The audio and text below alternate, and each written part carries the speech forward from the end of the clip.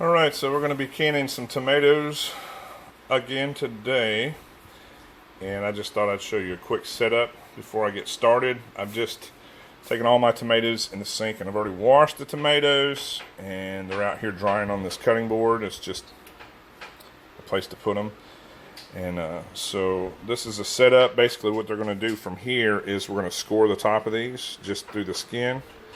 And then we are going to bring them here. When this water gets to boiling, we'll drop 5 or 6 of them in there for about 30 seconds. Anything longer, it's going to be a little bit harder to cut them because they're just going to turn to mush anyway. So it doesn't really matter, but it's best to just do them for about 30 seconds. Moving over here, this is going to be filled with ice and water. So once you leave the 30 seconds in here, you drop them in this ice water and chill them, and then they peel a lot easier. So then I'm going to be chopping them up in here, dumping the peelings in here. So that's kind of the setup as of right now. I've got lids for my jars in the back, and this will be brought up to a boil before everything's done. And we'll put hot lids on them. And then in the oven, I've got some jars that I've already cleaned, and they're going to be stuck in this oven at 250 degrees. Once I start actually cooking my tomatoes, I'll turn the oven on and they'll rise with the heat up to 250 and stay at 250 until I need to start canning. So that's how we're doing it. We're not doing it with a water bath. We're just going to do it Grandma's way, which is hot packing the jars and letting them seal on their own. So yeah, just stick around and then we'll get more to this process as it gets started up. But I just thought I'd bring you in first and show you kind of a little setup I got going, and then we'll go from there.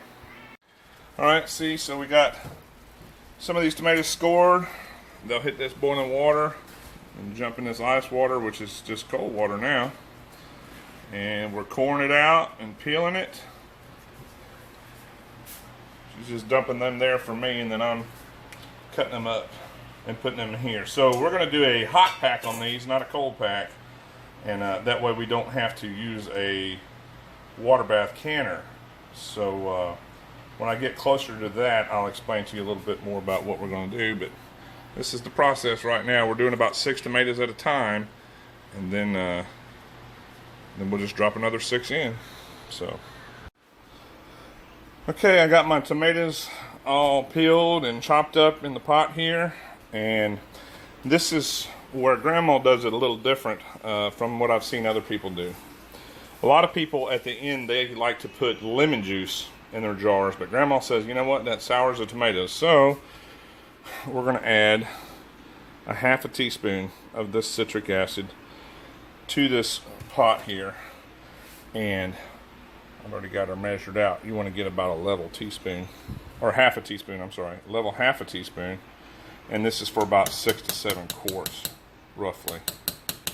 Now, we're going to turn the stove on to about a medium low. That's about number 4. And then I'm just going to stir these and stir these and stir these, and then gradually turn the temperature up until I get to a medium high.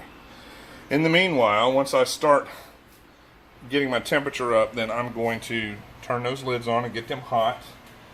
And then, once again, I'm going to crank the oven up to 250. So I can wait a minute before I do that.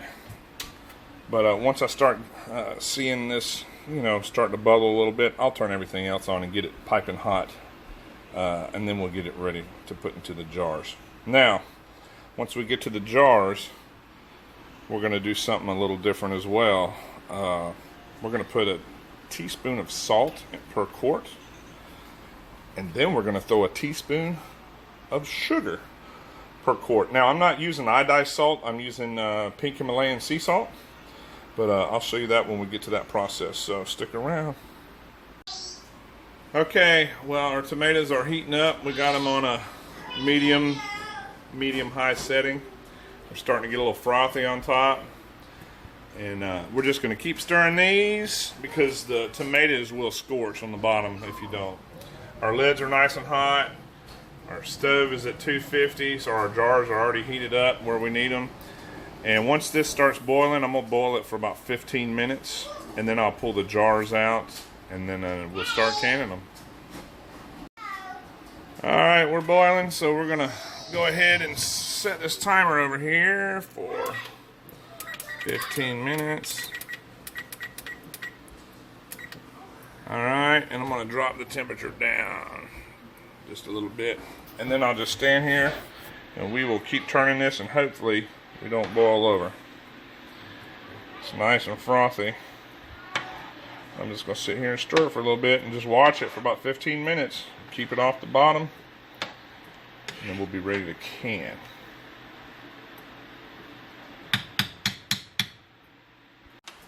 All right, we did 15 minutes at a boiling on our tomatoes. I pulled the jars out of the oven. They were at 250. I'm just going to go ahead and put these hot tomatoes in the jars, and then we'll go from there. So, first things first. I know they're hot, but we're going to put them in there boiling hot. So, actually,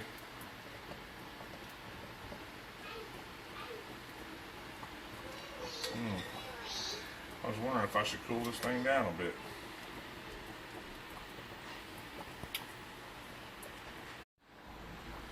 Alright, I've got this hot tomatoes going in these hot jars here. And I'm going to fill them up just below where the ring goes on. I'm not going to give you a depth, because I don't know what the depth is. And that's what we're going to do. I've got 7 quart jars out here and a pint, because I don't know if I'm going to make 7 quarts. Because if not, then I'll just have that little pint, and that quart jar will be left over.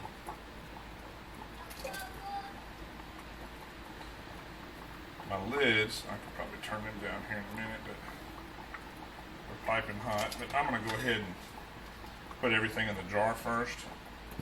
Then I'll add my salt and sugar, which you don't have to, but that's just the way Grandma does it, so that's the way I'm doing it. Grandma's 93 this year, so I'm going to take her word for it. It hadn't killed her yet, so let's just keep on with the way she's doing it.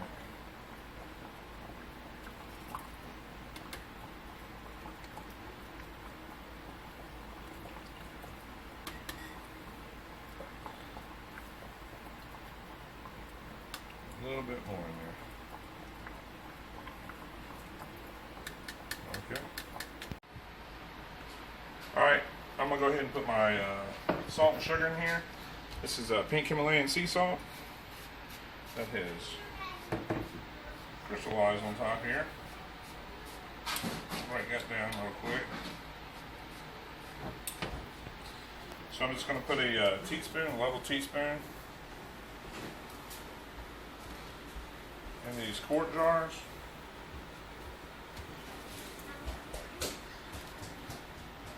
And I ended up with 6 quarts, a pint, and then a little less than a pint, so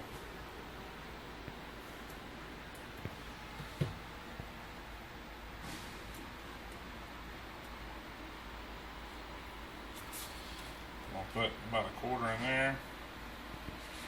And for now, I'm just going to put a quarter of a teaspoon in here. Now, this is what Grandma does. So, Grandma puts a teaspoon of sugar in for flavor. I've never seen anybody else do it, but this is what Grandma does.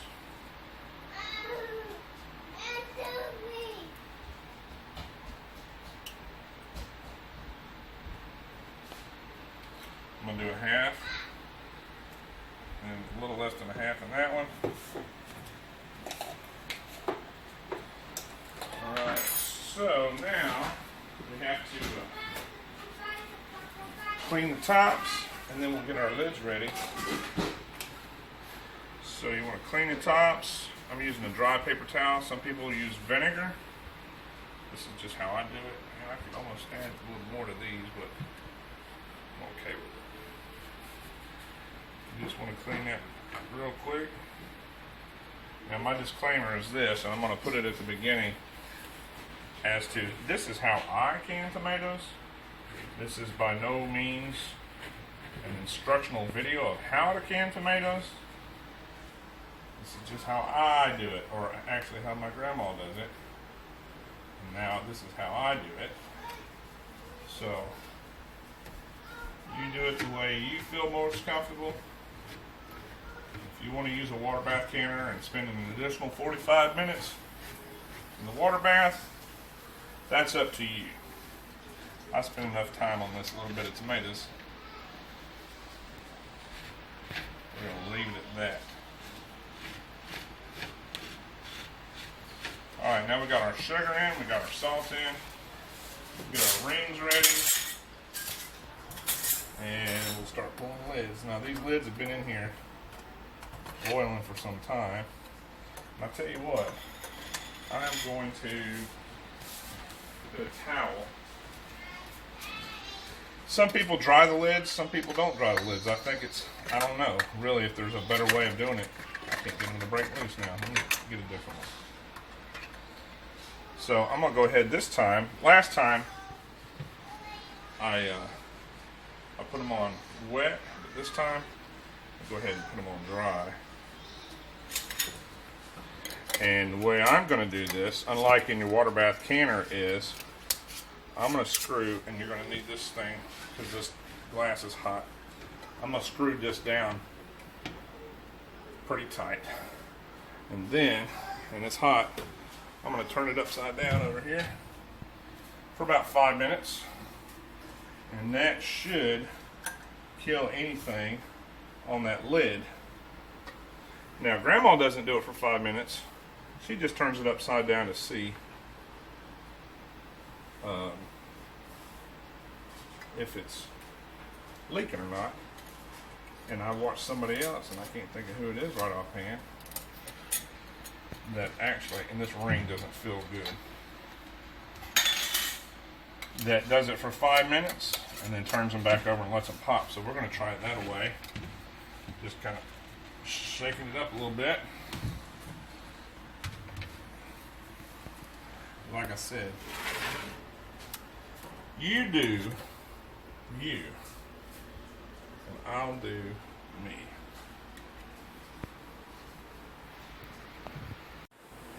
All right, my 5 minutes is up. I flipped them back over, and I brought them over here and put them on a towel, and I'll just let them sit here until they pop.